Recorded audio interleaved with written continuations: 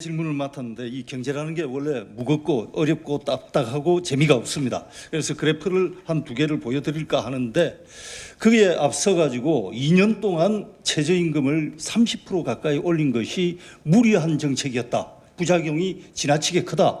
이런 지적에 대해서 동의하시는지 여쭤보고 싶습니다.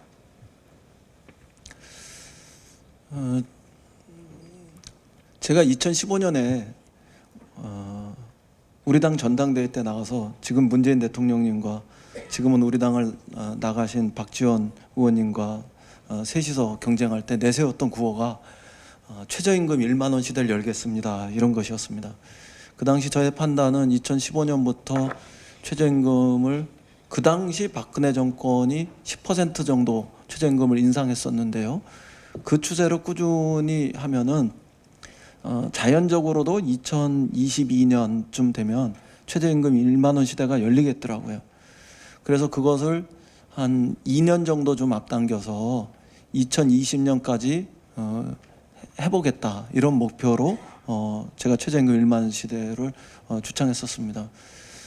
그랬던 이유는 최저임금을 통해서 워낙 우리 저임금 생활자들의 생계비 이런 것들이 턱없이 부족하니까 그거를 좀 올려드려야 되겠다는 생각도 있고 수출과 내수의 문제들 속에서 내수가 워낙 적으니 내수의 여력 이런 것들을 진작시킬 수 있는 계기가 되었으면 좋겠다 이런 생각도 있었고 그다음에 조금 더 나가서는 최저임금의 기능 중에 하나가 소득격차 이런 것들을 조금은 완화시킬 수 있는 이런 정책적 효과가 있으니 그런 부분들을 좀 촉진했으면 좋겠다 이런 그 기대감을 가지고 최저임금 1만 원 시대를 주창했었습니다.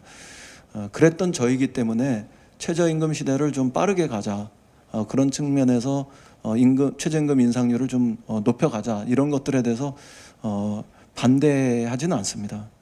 그리고 그 부분들에 대해서 어느 정도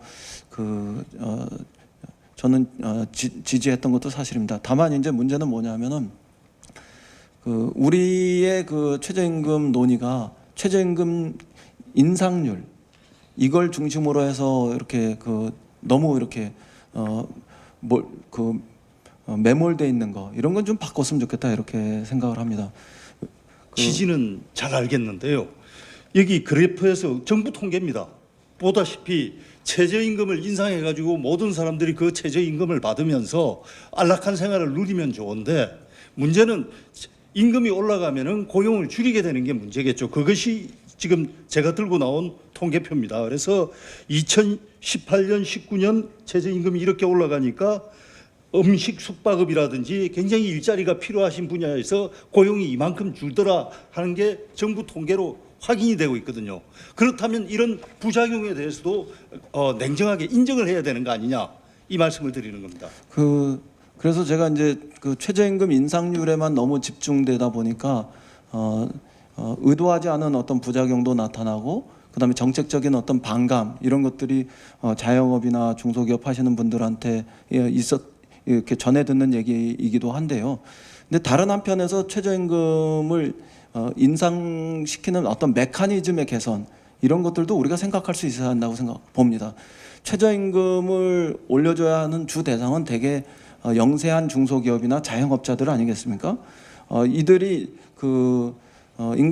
최저임금을 올려줄 때 그 부담을 전적으로 영세한 자영업이나 중소기업자가 가지지 않고 이들이 예를 들면 납품해야 하는 원청기업이라든가 대기업 혹은 가맹점 같은 경우에는 본사의 납입 금액을 이렇게 납부해야 되는데 이런 과정에서 최저임금 인상분만큼 납품 단가를 조금 올려주고 또 최저임금 인상분만큼 본사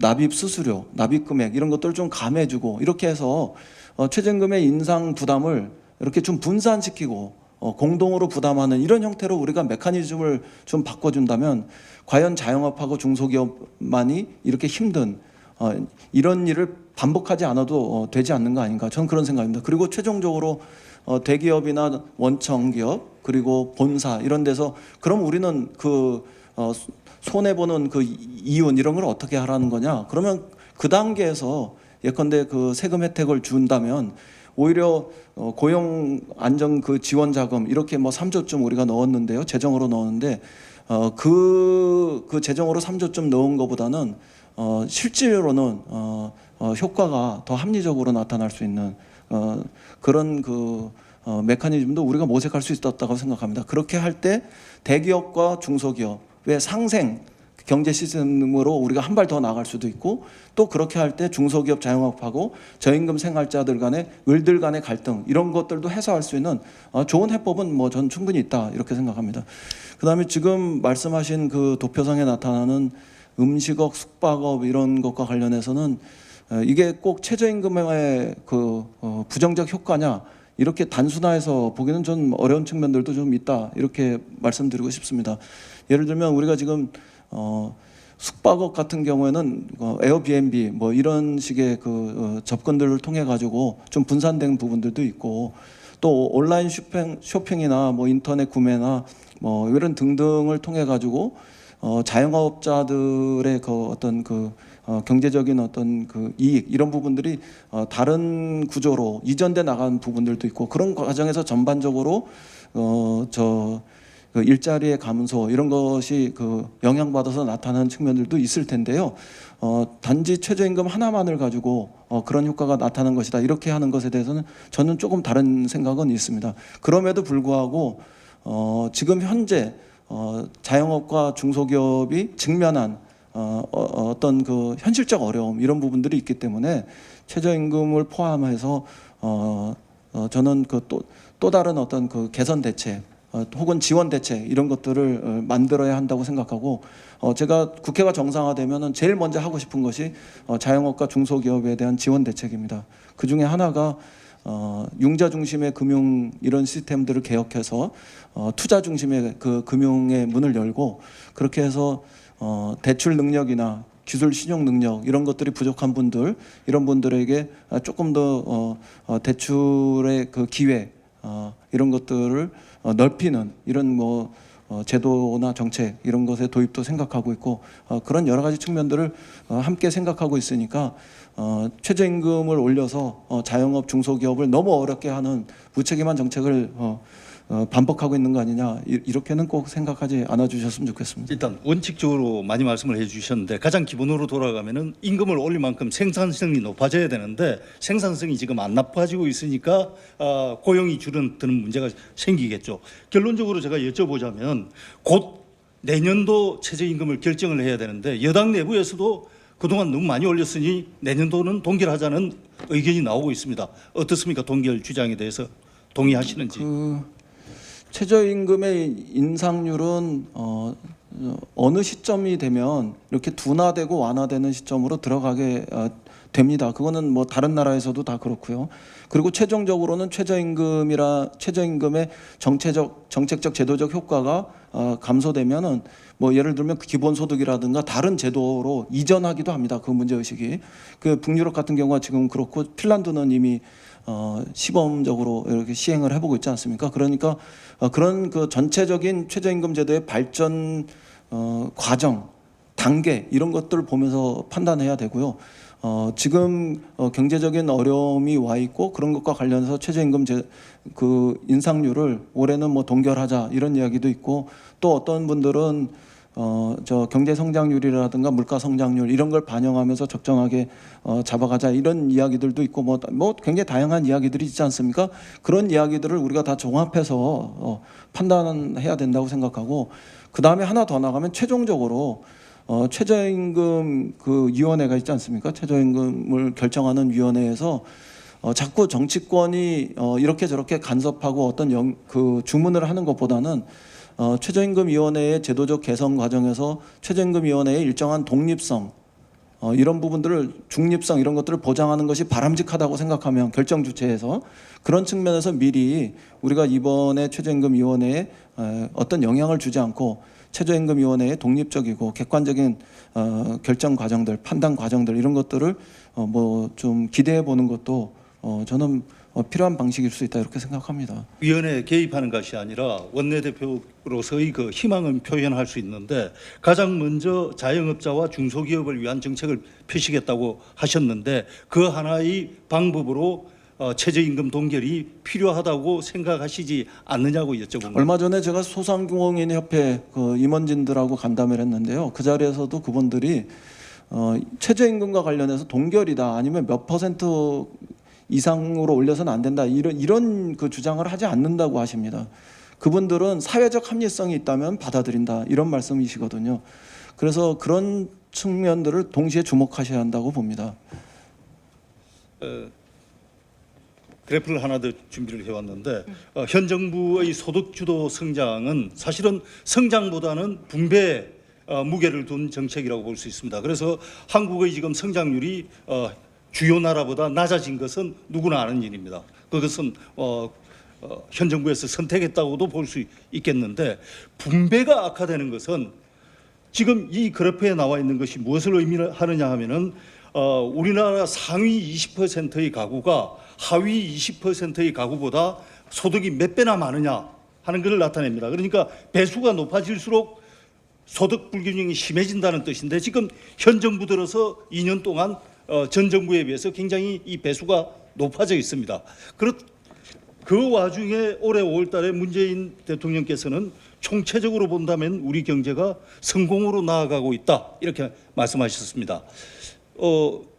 성장도 안 되고 분배도 제대로 안 되면 뭐가 성공으로 나가고 있는지에 대해서 좀 여쭤보고 싶습니다.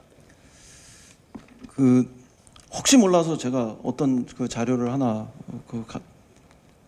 보다가 왔는데요.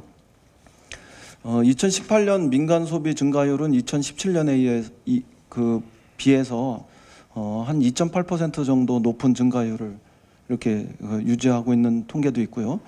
또 노동소득 분배율이 2016년, 17년에 감소했는데 2018년 이후에는 상승하는 이런 통계도 있습니다. 그러니까 이런 것은 어떤 측면에서 놓고 보면은 소득 성장, 소득 주도 성장 이런 것들의 긍정적인 시그널일 수도 있다고 봅니다. 특히 내수가 지금 수출이 둔화될 가능성이 있고 이런 상태에서는 굉장히 중요한데 그런 측면에서 우리가 소비의 여력을 만들고 있다는 이런 측면에서는 긍정적으로 작용하지 않겠습니까? 그런 측면들도 있고요. 그다음에 이제 지금 우리 정부가 이제 소득 성장만 이야기하는 게 아니라 혁신 성장도 이야기하고 있지 않습니까?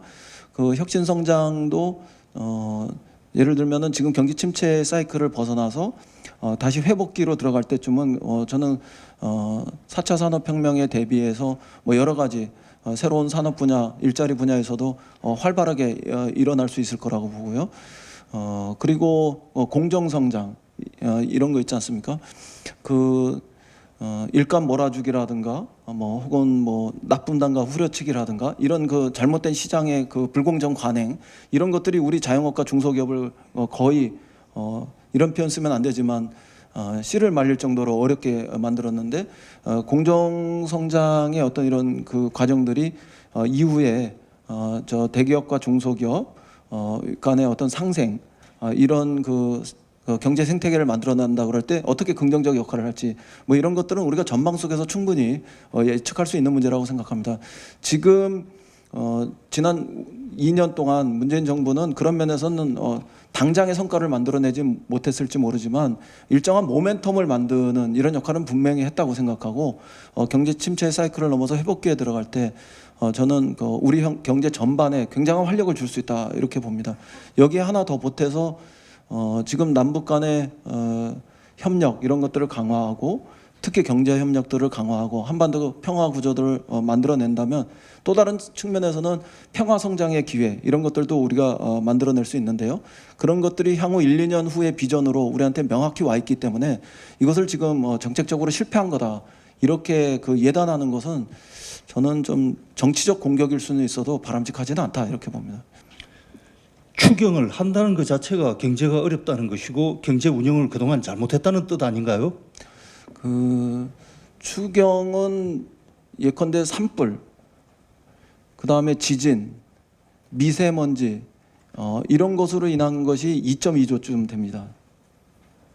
전부 6.7조 중에 그 다음에 이제 경기 하강 리스크, 이른바 경기 하방 리스크 이렇게 이야기되는 경기 침체에 대해서 선제적으로 대응하기 위한 이런 것들을 다 합치면 포괄적으로 모든 개념을 거기다 다 놓으면은 뭐 4.5조쯤 이렇게 되죠. 그런데 거기에는 예를 들면 특정한 지역에서 그 산업적인 어떤 위기 이런 것들이 그 발생해서 그것을 메꾸기 위한 그런 것들도 있고요. 특정한 지역에서 발생한 고용 위기 이런 것들을 그 보완하기 위해서 힘을 주기 위해서 하는 것들도 있고요.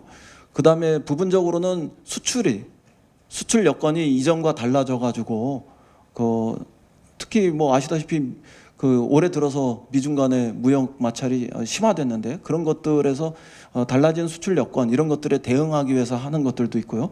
이런 것들이 대략 그 1조 정도 뭐 이런 식으로 이렇게 되면서 그 규모가 되면서 편성한 것이기 때문에 기본적인 어떤 정부 정책이 잘못되었기 때문에 그것을 보완하기 위해서 하는 추경이라기보다는 지금 시점에서 필요한 그런 지금 시기에서 꼭 필요한 이런 측면에서 추경이 편성되었다 이런 점을 좀 보시면 그렇게 지나치게 비판하지 않으실 수 있다. 저는 그렇게 봅니다.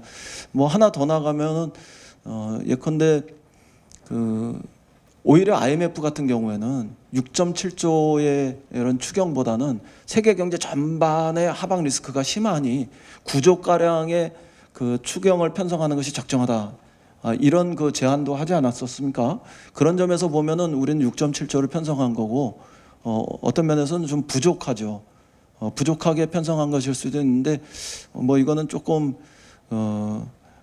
말의 그 재미일 수는 있습니다만 우리는 9조까지 편성하지 않고 6.7조 정도 편성해서도 이 변동된 상황에 어떤 면에서 뭐 쉽게 표현하면 일시적인 이런 현상들에 대응하고 있는 걸 보면 우리 그 문재인 정부가 펼치고 있는 정부 정책의 그런 기본적인 기조 이런 것들은 한편에서 뭐 견조하게 유지되는 이런 측면들로 긍정적으로 해석할 수도 있다고 생각합니다. 그러나 이거 전체적인 의미에서 우리 국민들이 체감하고 있는 특히 자영업자나 중소기업자나 청년들이 체감하고 있는 경기가 안 좋은 이런 그 문제들로부터 우리 잘하고 있다 이런 이야기 하려고 이렇게 말씀드리는 건 아닙니다.